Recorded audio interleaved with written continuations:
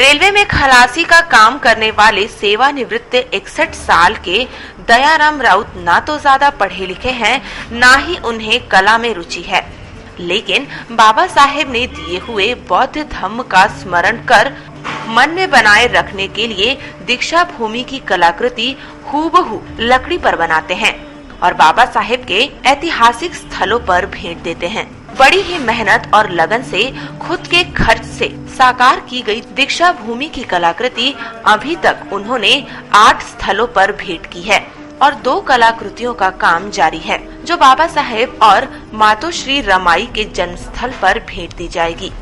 ज्यादा पढ़े लिखे नहीं होने से रेलवे में खलासी की नौकरी करके अपने परिवार का जैसे तैसे गुजारा करने वाले दयाराम राउत जब दीक्षा भूमि पर जाते थे तो घंटों दीक्षा भूमि को निहारते रहते थे और दीक्षा भूमि की कलाकृति अपने मन में उतारते थे।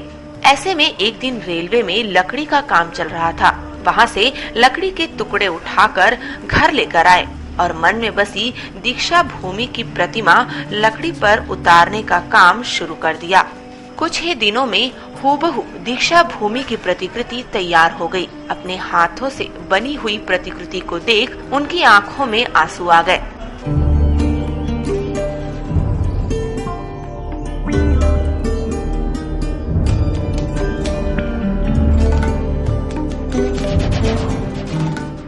मैं रेलवे में कार्यरत था। मैं सेवानिवृत्त हो गया। अभी ये जो छंद है, ये छंद बाबा साहब के प्रेरणादायी विचार और मानव समाज को पोषक ऐसा वातावरण निर्माण करने का तत्व, जिन्होंने भगवान गौतम बुद्ध से भारत संविधान पंचशील तत्व पे चलने का जो बाबा साहब ने भारत का संचालन संविधान से किया है, उससे प्रेरणा लेके हम ये कार्यक्रम हाथ में लिए। हमारे डिपार्टमेंट में 14 अप्रैल का कार्यक्रम होता था। हमारे डिपार्टमेंट में भोजन दान का कार्यक्रम होता है।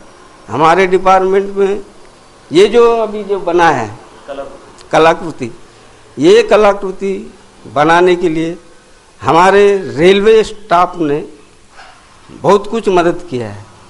अजनी CNW में मैं कार्यरत था। मैं MCM बन के मैं रिटायर में हूँ। तो ये कार्य करने का यही उद्देश्य था कि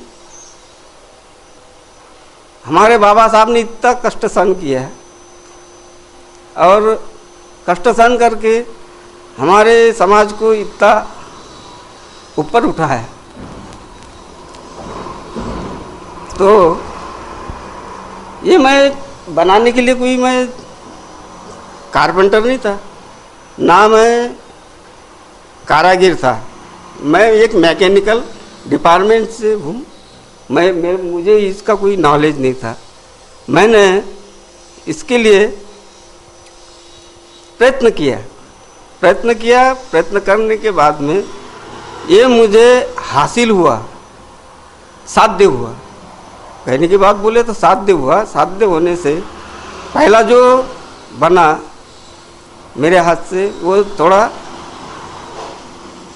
यानी दिखने में थोड़ा सा अच्छा नहीं दिखता था। फिर बाद में मैंने बनाया, वो बाबा साहब के पीछे पीछे चलने वाले वामनराव गोडबोले, जिन्होंने वामनराव गोडबोले साहब